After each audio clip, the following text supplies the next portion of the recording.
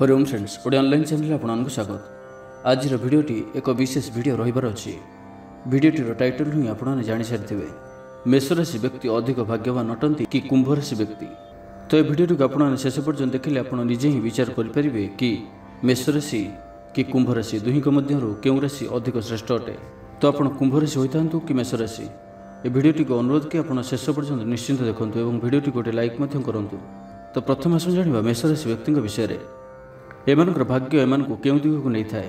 मेष राशिर स्वामी ग्रह होउछन्ति मंगल ग्रह। मेष राशिर जातक अग्नितत्व प्रधान होइथान्ति। एथिपई एमाने बहुत ऊर्जावान होइथान्ति। प्रत्येक कार्यकु करिबा समय एमाने विशेष प्रकार प्रखरता देखाइथान्ति, जहा फल एमानकर अति उत्साहर परिचय मिलिथाए। निर्भीकता एमानकर व्यक्तित्वर प्रमुख स्वभाव होइथाए। निर्भय हेबा सहित एमाने अति साहसी भी होइथान्ति। मेष राशिर जातक स्वाभिमानी और परिश्रमी होइथान्ति, किंतु कौनसी कार्य निरंतरता और स्थायित्व बजाय रखापी एमानकु बहुत अधिक संघर्ष करने को पड़ता है, कारण एमानकर स्वभाव रे चंचलता अधिक रही है। एमाने खूब शीघ्र ही आवेग आसी जाइथान्ति। क्रोध शीघ्र ही एमानकर नाक उपर बसी जाइथाए एवं क्षणक मध्य चली भी जाइथाए। एमाने प्रायतः क्षणक भी स्वभाव होइथान्ति। मेष राशिर प्रतीक चिन्ह गोटे मेंढा अटे, जहाँकि मेलर संकेत अटे। एमाने सर्वदा मेलर रहिबा पसंद करथान्ति। लोकमानक गहन रहिबा एवं नियम को मानिबा एमानकर प्रमुख लक्षण होता है। एमाने निजर जीवन को निज शर्त ही बंचिया पसंद करथान्ति। गोटे थर जहाँ निश्चय करती ताहाकु करिबारे टिके भी डेरी करती ना, किंतु यदि कौनसी कार्य टिके आवश्यकता अधिक समय लगी थाए तो एथिरे से व्यग्र होई उठंती, कारण एहांकर व्यक्तित्व रे चंचलता ही रही अछि, जेउथि एमाने कौनसी लक्ष्य हासिल करिबा पई लंबा समय को अपेक्षा करि पारंती नाही।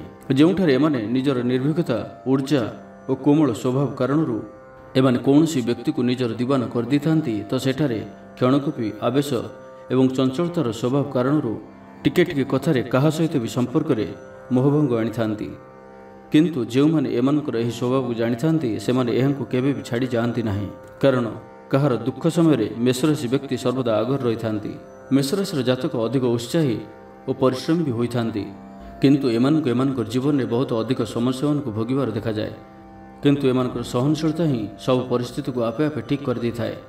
यह भी सत्य कि यही राशि लोक मैंने प्रायतः गंभीर स्वभाव रही थांती, किंतु यार अर्थ यह नुहे कि एमानकठारे संवेदनशीलता न थाए, कोमलता न थाए। एमानकु देखिबाकु गले एमानकठारे धैर्य और गंभीर जेतिकी रही थाए ताठारु कहीं अधिक एमानकठारे संवेदनशीलता रही थाए एवं आवश्यक पड़िले से यार प्रमाण भी देइथान्ति।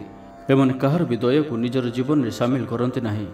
जीवन को उच्च स्तर को नेबा पई एमानकठारे प्रत्येक विशेषता, धैर्य एवं संयमता रही है, जो जीवन में टिके डेरी हेले एमाने सफलता अवश्य ही पाई थांती। मेष राशिर जातक निजर परिवार सहित सर्वदा जोड़ी होई रहिबाकु पसंद करती।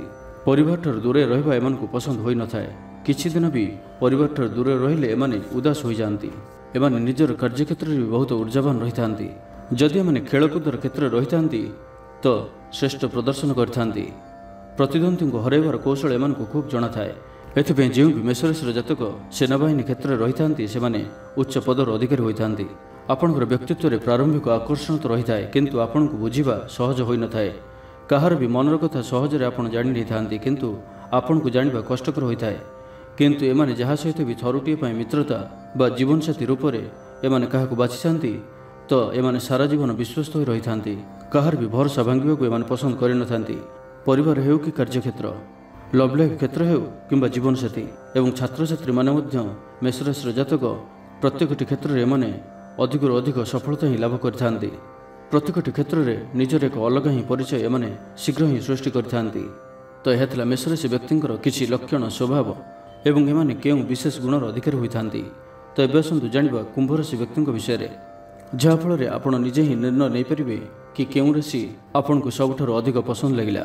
तो आसंतु जानिबा कुंभ राशि व्यक्तिंकर कौन सब खासियत रही थाए। हुए तो आमे निजे ही कुंभ राशिर जातक होई थाउ तो हमको प्रायतः यह जानिबार उत्कंठा सर्वदा ही आमनक मन रही थाए कि कुंभ राशिर व्यक्तित्व किपरि होई थाए, कोन कुंभ राशि अन्य राशि मान तुलन श्रेष्ठ होई थाए।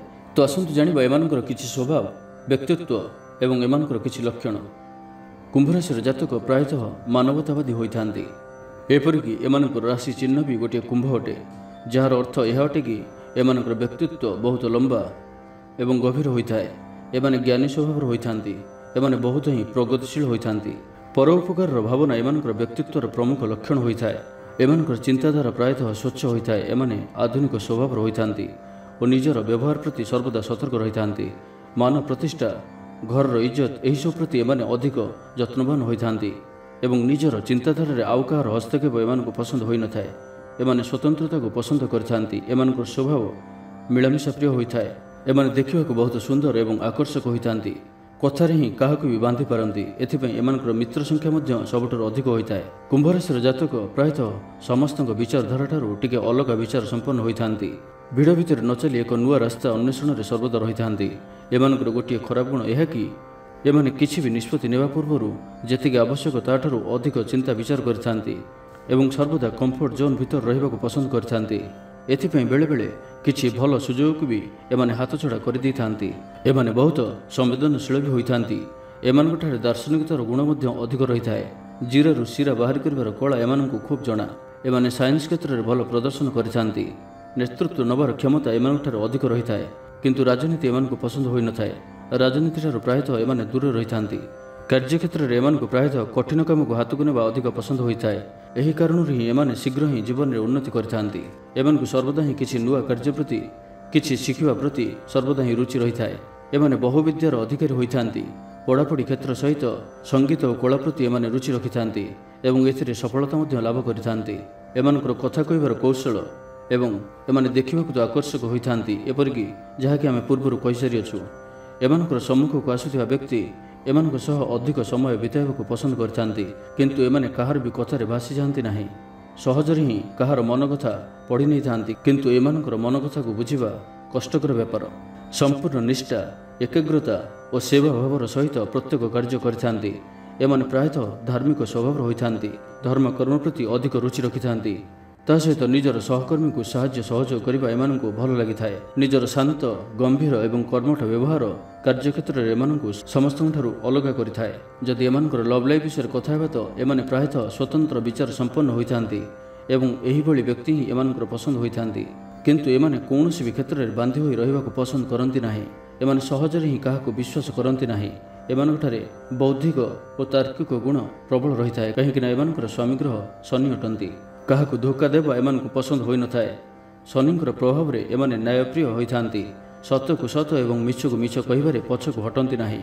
ଏମାନେ ବହୁତ ସମ୍ବେଦନଶୀଳ ହୋଇଥାନ୍ତି, କିନ୍ତୁ ବିବାହର କ୍ଷେତ୍ର ପ୍ରତି ଏମାନଙ୍କର ଦୃଷ୍ଟିକୋଣ ସର୍ବଦା ତାର୍କିକ ଓ ବୌଦ୍ଧିକ ଅଧିକ ରହିଥାଏ।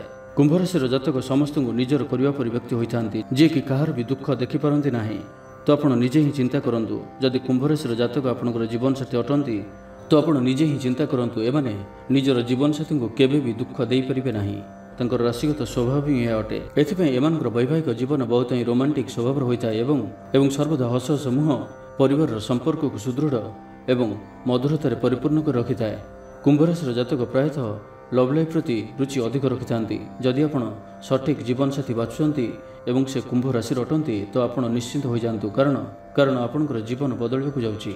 କିନ୍ତୁ ଯଦି ଆପଣ ପୁରୁଣା ବିଚାରଧାରା ସମ୍ପନ୍ନ ବ୍ୟକ୍ତି ଏବଂ ଆପଣ ଏପରି ହିଁ ଜୀବନସାଥୀ ଖୋଜୁଛନ୍ତି ତ କୁମ୍ଭ ରାଶିର ଜାତକ ଆପଣଙ୍କ ପାଇଁ ଠିକ୍ ନୁହେଁ, କାରଣ ଏହି ରାଶିର ଜାତକ ଶନିଦେବଙ୍କର ଅଧୀନ ରହିଥାନ୍ତି, ଯାହାକି ସର୍ବଦା ପରିବର୍ତ୍ତନଶୀଳ, ନୂଆ ଚିନ୍ତାଧାରା ଏବଂ ସଠିକ୍ ମାର୍ଗକୁ ଅନୁସରଣ କରିଥାନ୍ତି। ଏମାନେ ଏମାନଙ୍କର ଜୀବନର ପ୍ରତ୍ୟେକଟି ଲକ୍ଷ୍ୟ ହାସଲ କରିଥାନ୍ତି। ଭାଗ୍ୟ ସର୍ବଦା ଏମାନଙ୍କର ସହିତ ରହିଥାଏ। ଯଦି ଗ୍ରହଗୋଚର କିଛି ଖରାପ ରହିଥାଏ ତ ଶନିଦେବ ନିଜେ ହିଁ ଏହାଙ୍କର ସ୍ୱାମୀ ଗ୍ରହ ହୋଇଥିବାରୁ ଏହି ରାଶିକୁ ସମ୍ଭାଳି ନେଇଥାନ୍ତି। ତ କୁମ୍ଭ ରାଶି ବ୍ୟକ୍ତି କି ମେଷ ରାଶି ବ୍ୟକ୍ତି କେଉଁ ରାଶିଟି ଆପଣଙ୍କୁ ସବୁଠାରୁ ଅଧିକ ଭଲ ଲାଗିଲା ଏବଂ ଆପଣଙ୍କର ରାଶି କ'ଣ ଅଟେ ଆମକୁ କମେଣ୍ଟ ବକ୍ସରେ କୁହନ୍ତୁ। ଏବଂ ତା ସହିତ ଆପଣ ମେଷ ରାଶିର ଜାତକ ହୋଇଥିଲେ କମେଣ୍ଟ ବକ୍ସରେ ଜୟ ହନୁମାନ ଅବଶ୍ୟ ଟାଇପ୍ କରନ୍ତୁ ଏବଂ କୁମ୍ଭ ରାଶିର ଜାତକ ହୋଇଥିଲେ କମେଣ୍ଟ ବକ୍ସରେ ଜୟ ଶନିଦେବ ଅବଶ୍ୟ ଟାଇପ୍ କରନ୍ତୁ। ଭିଡ଼ିଓଟିକୁ ଲାଇକ୍ କରିବା ସହିତ ଆମ ଚ୍ୟାନେଲକୁ ସବସ୍କ୍ରାଇବ୍ କରନ୍ତୁ ଏବଂ ପାଖରେ ଥିବା ବେଲ୍ ଆଇକନ୍କୁ ମଧ୍ୟ ପ୍ରେସ୍ କରନ୍ତୁ, ଯାହାଫଳରେ ଆମେ ଯେଉଁ ଭିଡ଼ିଓ ଅପଲୋଡ଼ କରିବୁ ତାହା ଆପଣ ସର୍ବପ୍ରଥମେ ପାଇପାରିବେ। ଧନ୍ୟବାଦ।